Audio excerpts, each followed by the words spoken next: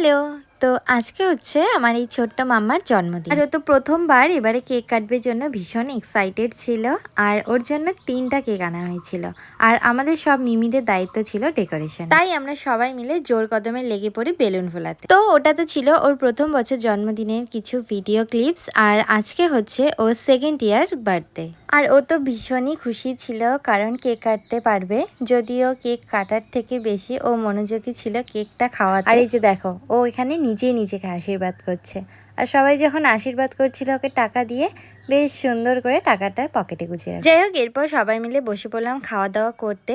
তো ফার্স্টে চলে এলো স্যালাড, ভাত, ভেজ, ডাল আর মাছের মাথা দিয়ে বাঁধাকপির ঘন্ট। এরপর দিয়ে দিল কাতলা মাছের ঝোল। আর পরের বার বাঁধাকপি নেওয়াতে আমার পাতে পড়েছিল একটা মাছের মাথা। এরপর চলে এলো পাঁঠার মাংস, আর মাংসটা বেশ ভালো সেদ্ধ হয়েছিল। আর শেষ পাতে ছিল চাটনি আর পাঁপড়, আর সাথে ছিল পায়েস, যেটা আমি আর নিইনি, আর ছিল রসগোল্লা। তো দিনটা তো এভাবেই কাটালাম। দেখা হচ্ছে নেক্সট ভিডিওতে।